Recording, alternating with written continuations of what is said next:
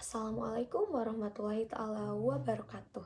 Perkenalkan, nama saya Nopi Fitriani. Di sini saya akan membahas tentang bagaimana menjadi generasi solutif dalam menghadapi permasalahan terhadap pelanggaran hak dan pengingkaran kewajiban yang ada warga negara yang ada di Indonesia.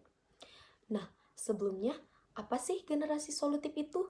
Generasi solutif adalah generasi yang mampu menghadapi permasalahan dengan berpikir kritis, kreatif, dan mengambil langkah konkret untuk mencari solusi. Sikap ini mencerminkan rasa tanggung jawab, kepedulian sosial, dan kemampuan bekerja sama untuk menciptakan perubahan yang positif. Generasi solutif juga dapat didefinisikan sebagai kelompok individu yang secara aktif terlibat dalam mencari dan mengimplementasikan solusi untuk permasalahan sosial, ekonomi, dan politik. Oke, contoh pelanggaran hak dan pengingkaran kewajiban di Indonesia sangatlah banyak. Salah satu contoh permasalahannya adalah pelanggaran terhadap aturan lalu lintas seperti tidak memakai helm, tidak membawa kelengkapan mengemudi, tidak memakai plat nomor, atau melanggar lampu merah. Pelanggaran lalu lintas sering terjadi karena kurangnya kesadaran masyarakat akan pentingnya keselamatan di jalan. Banyak orang menganggap aturan lalu lintas sebagai sesuatu yang sepele.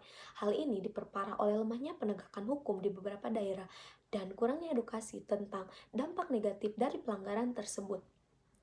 Penyebabnya, yang pertama, kurangnya kesadaran masyarakat akan pentingnya mematuhi aturan. Yang kedua, kurangnya edukasi tentang keselamatan berkendara sejak dini.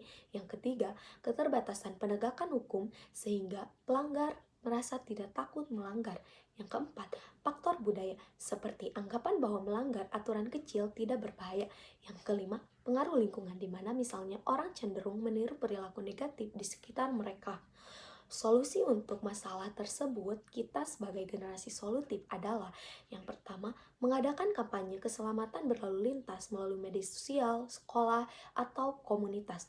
Yang kedua, penegakan hukum yang tegas di mana untuk meningkatkan pengawasan di jalan dan memberikan sanksi tegas bagi pelanggar. Yang ketiga, mengadakan pelatihan berkendara yang menekankan pentingnya keselamatan dan tanggung jawab. Yang keempat, peningkatan infrastruktur di mana menyediakan fasilitas lalu lintas yang lebih baik seperti rambu yang jelas dan CCTV untuk memantau pelanggaran. Yang kelima, kolaborasi masyarakat dan pemerintah, di mana mengajak masyarakat untuk menjadi relawan keselamatan jalan dan melaporkan pelanggaran. Yang keenam, peran keluarga, di mana orang tua harus memberikan teladan baik dengan mematuhi aturan lalu lintas. Oke, sekian dari saya. Mohon maaf bila ada kesalahan atau kekurangan. Wassalamualaikum warahmatullahi taala wabarakatuh. Terima kasih.